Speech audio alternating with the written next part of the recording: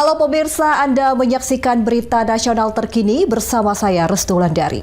Pemirsa, kali ini kami akan mengajak Anda untuk mengetahui informasi terkini dari berbagai isu yang terjadi di dalam maupun di luar wilayah Indonesia. Dan berikut informasinya untuk Anda.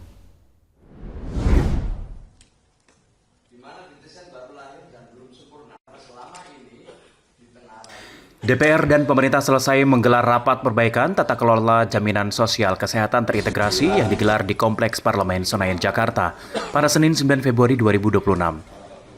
Rapat dipimpin Wakil Ketua DPR RI Sufmi Dasko Ahmad didampingi dua pimpinan DPR lain yakni Sari Yulianti dan Saan Mustafa. Perwakilan pemerintah dihadiri sejumlah menteri, diantaranya Menteri Keuangan Purbaya Yudi Sadewa, Menteri Kesehatan Budi Gunadi Sadikin, dan Menteri Sosial Saifullah Yusuf.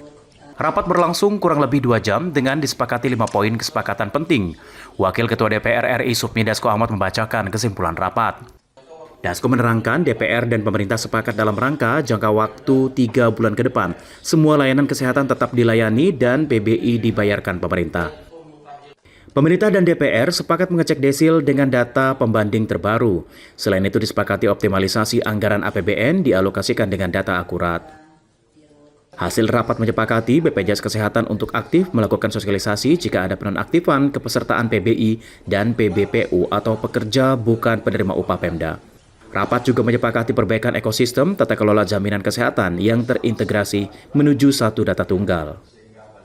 DPR dan pemerintah sepakat dalam jangka waktu 3 bulan ke depan, Kemensos, Pemda, BPS, BPJS Kesehatan melakukan pengecekan dan pemutakhiran desil dengan data pembanding terbaru. 3. DPR dan pemerintah sepakat untuk memaksimalkan anggaran yang sudah dialokasikan di APBN secara tepat sasaran dan dengan data yang akurat. 4. DPR dan pemerintah sepakat agar BPJS Kesehatan aktif melakukan sosialisasi dan memberikan notifikasi ke masyarakat apabila terjadi penonaktifan kepesertaan PBI dan BBPU Pemda. 5.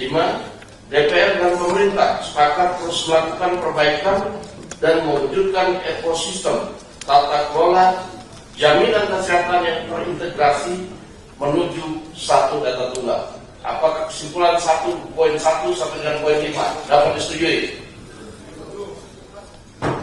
Terima kasih. Dengan demikian, rapat hari ini kita tutup dengan mengucapkan terima kasih. Wabillahi taufiq wal hidayah. Wassalamualaikum warahmatullahi wabarakatuh. Mahendra Dewananta, Adi Chandra, Berita Nasional TV.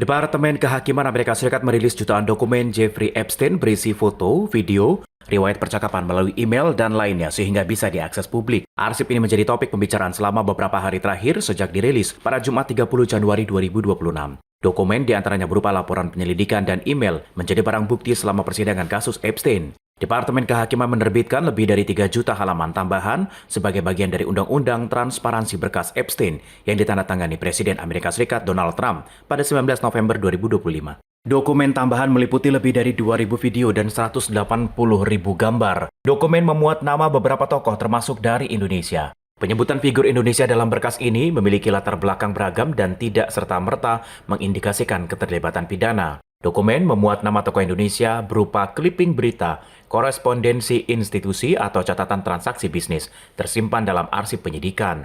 Salah satu nama muncul dalam dokumen berlabel unclassified adalah HT. Dalam laporan menyinggung keterlibatan HT dalam pengembangan hotel bermerek Trump, serta pembelian properti di Beverly Hills tanpa ada kaitan langsung dengan aktivitas ilegal Epstein. Selain HT, nama warga Indonesia lain, EW, tercatat membeli rumah mewah Trump di Beverly Hills seharga 9,5 juta dolar Amerika Serikat atau setara 160 miliar rupiah secara tunai. Orang Indonesia lain tercatat dalam file Epstein adalah KY. Dalam email ditujukan kepada Jeffrey Epstein, KY ingin melamar pekerjaan di salah satu properti Epstein. Rilis dokumen memunculkan nama seorang dalam Epstein Files tidak otomatis membuktikan keterlibatan mereka dalam skandal kejahatan seksual yang dilakukan Epstein. Departemen Kehakiman memperingatkan materi dalam file bisa gambar palsu atau tuduhan tidak benar. Publik dihimbau membaca konteks dokumen secara utuh agar tidak termakan narasi menyesatkan mengenai keterkaitan tokoh-tokoh. Epstein adalah manajer keuangan memiliki koneksi luas. Ahli keuangan ini pernah berteman dengan presiden dari Partai Republik Donald Trump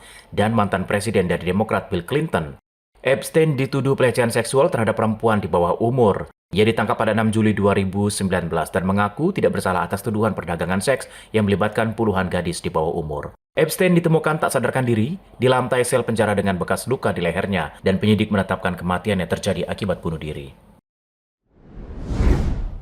Demikian berita nasional terkini, saya Restu Wulandari pamit dan sampai jumpa.